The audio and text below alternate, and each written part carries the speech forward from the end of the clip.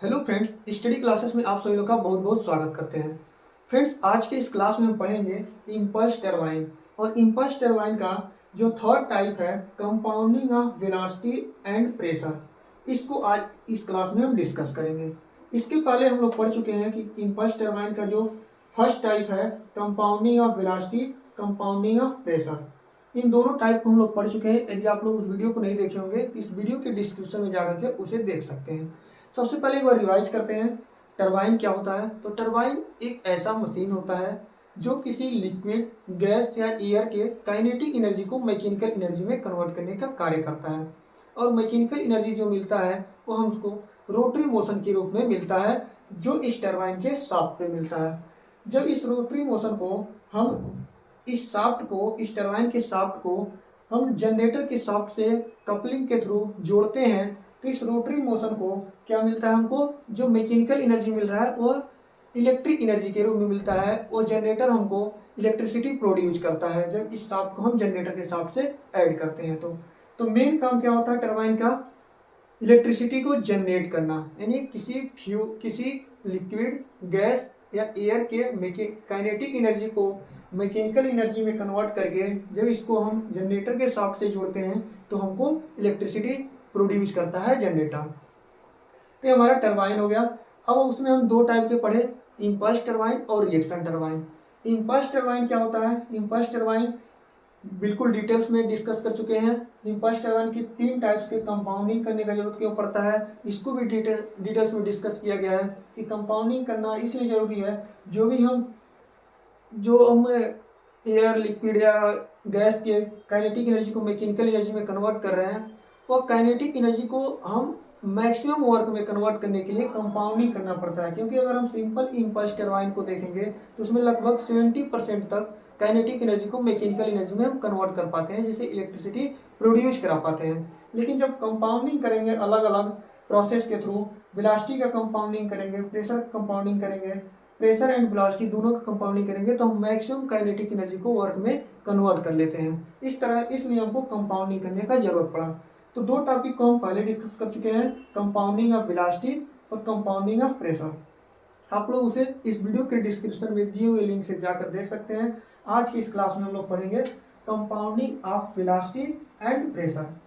तो चलिए, compounding of velocity and pressure को हम एक डायग्राम की हेल्प से समझते हैं कि compounding of velocity and pressure का जो है कैसे कंपाउंडिंग किया जाता है और कैसे इसमें वेलोसिटी और प्रेशर कैसे मूव ऑन करते हैं अलग अलग स्टेज में।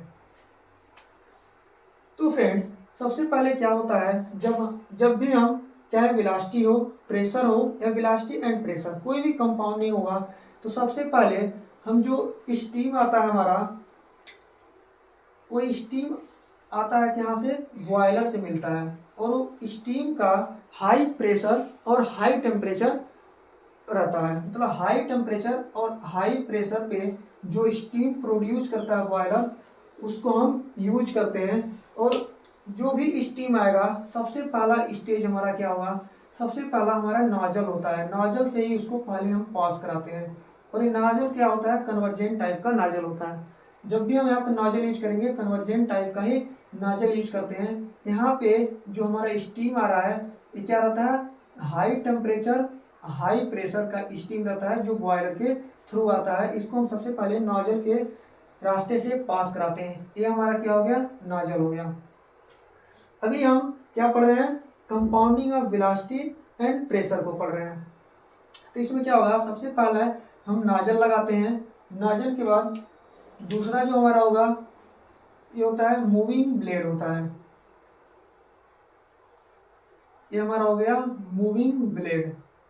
नोजल के बाद मूविंग ब्लेड, फिर आगे हम लगाते हैं यहाँ पे फिक्स ब्लेड, फिर हम लगाते हैं मूविंग ब्लेड।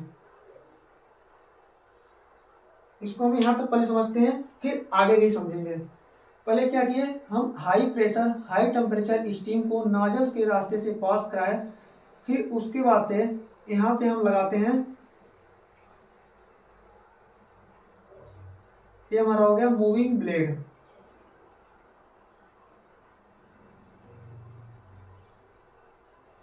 ये मूविंग ब्लेड हो गया।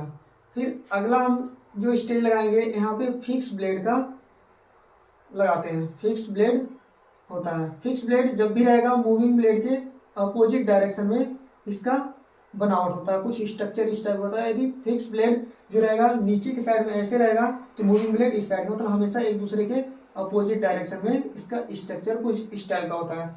और मूविंग ब्लेड जो होता है ये उस रनर उस शाफ्ट पे फिक्स होता है, मूविंग ब्लेड घूमता है। और जो फिक्स ब्लेड होता है हमारा एक केजिंग के साथ फिक्स होता है, यानी शाफ्ट पे जो रहेगा मूविंग ब्लेड रहेगा और फिक्स ब्लेड जो रहेगा वो केजिंग के साथ फिक्स रहता है। फिर आगे हमारा क्या रहता है, यहाँ पर फिर से हमारा मूविंग ब्लेड आ जाता है। मूविंग ब्लेड केवल हमारा क्या हो गया, मूविंग ब्लेड हो गया। यहाँ तक कि हम दाब और वेग के ग्राफ को समझते हैं। ये मान लीजिए हमारा हाई प्रेशर पे कोई स्टीम आ रहा है, जब उसको हम नाजल से पास कराते हैं तो स्टीम क्या होता है, ड्रॉप हो जाता है। और जब इसको मूविंग ब्लेड में पास कराते हैं तब एक कांस्टेंट रहता है। फिर फिक्स ब्लेड में जाएगा तो भी कांस्टेंट रहेगा, यहाँ तक कि कांस्टेंट प्रेशर पे आएगा। जब नाजल में जाता है तो ही प्रेशर क्या होता है, डिक्रीज होता है, हम सभी लोग जानते हैं। और जो वेलोसिटी होता है यह नाजल के रास्ते से हम पास कराते हैं तो वेलोसिटी बढ़ता है, क्योंकि नाजल जो होता है यह कन्वर्जेंट टाइप का नाजल होता है।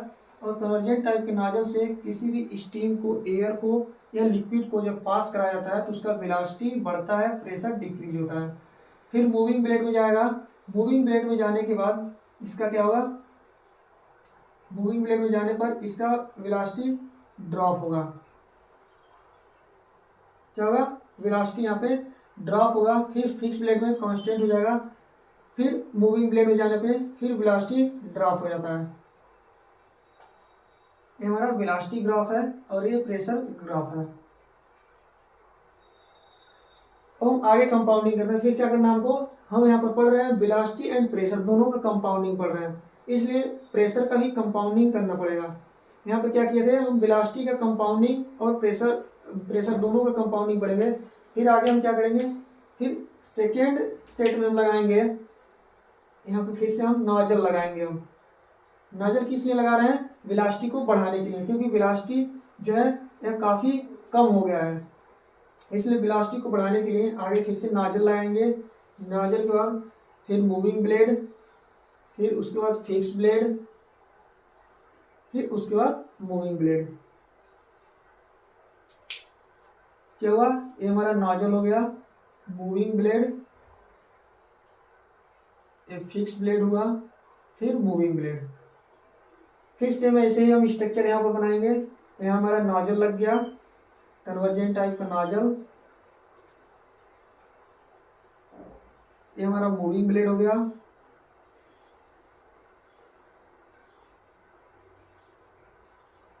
ये फिक्स ब्लेड हो गया। फिक्स ब्लेड का डायरेक्शन हमेशा अपोजिट रहेगा, जो मूविंग ब्लेड का रहेगा उसके अपोजिट डायरेक्शन में हमेशा इसका स्ट्रक्चर बना रहता है फिक्स ब्लेड का।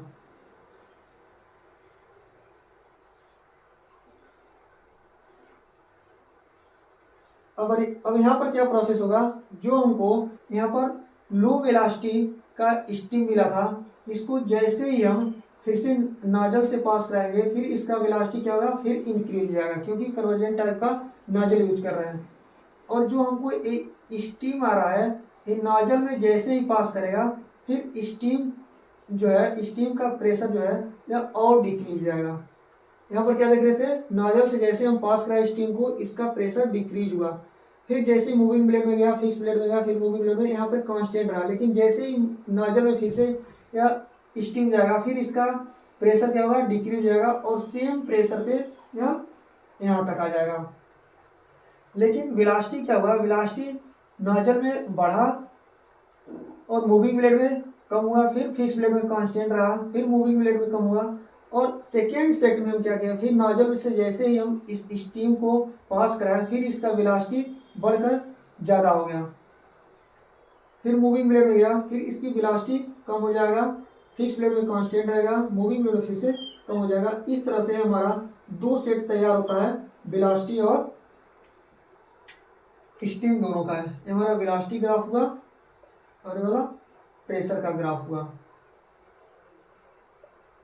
इस तरह से दो सेट हम जो कंपाउंडिंग करते हैं, compounding of velocity and pressure का करते हैं, यानी प्रेशर और वेलोसिटी दोनों का आप यहाँ पर देख सकते हैं कंपाउंडिंग किया जा रहा है। प्रेशर जो है पहले सेट में एक बार डिक्रीज होता है नाजल में, वेलोसिटी जो होता है मूविंग ब्लेड में ड्रॉप होता है, फिक्स ब्लेड में कांस्टेंट रहता है, फिर मूविंग ब्लेड में ड्रॉप होता है, फिर हम नाजल से पास कराते हैं तो यहाँ पर वेलोसिटी इसका क्या होता है, बढ़ जाता है, और प्रेशर सेकेंड सेट में जाते ही नाजल में फिर से ड्रॉप हो जाता है। तो इस तरह से compounding of velocity and pressure का ग्राफ बनता है। और इम्पल्स टरबाइन का थर्ड टाइप था compounding of velocity and pressure. इसके पहले हम दो वीडियो डिस्कस कर चुके थे, compounding of velocity and compounding of pressure. वो वीडियो भी आप लोग जा करके इस वीडियो के डिस्क्रिप्शन से देख सकते हैं। आज का क्लास आप लोगों को कैसा लगा इसे कमेंट बॉक्स में जरूर बताइएगा। नेक्स्ट वीडियो में हम लोग पढ़ेंगे एक रिएक्शन टरबाइन क्या होता है। अगर आप लोगों का भी कोई टॉपिक हो ऐसे मन में तो उस टॉपिक कमेंट बॉक्स में कमेंट करिए। उस टॉपिक में जितना जल्दी होगा उतना जल्दी वीडियो प्रोवाइड करने की कोशिश करेंगे। फ्रेंड्स, आज का क्लास आप लोगों को कैसा लगा? यदि वीडियो अच्छा लगा तो वीडियो को लाइक कर दीजिएगा। स्टडी क्लासेस पे यदि आप लोग पहली बार आए हैं तो चैनल को जरूर सब्सक्राइब करिए, क्योंकि इसी तरह का आप लोगों को टेक्निकल और नॉन टेक दोनों तरह का वीडियो कंटिन्यू इस चैनल पे मिलता रहेगा। थैंक यू फ्रेंड्स, मिलते हैं नेक्स्ट वीडियो में। तब तक के लिए जय हिंद, जय भारत।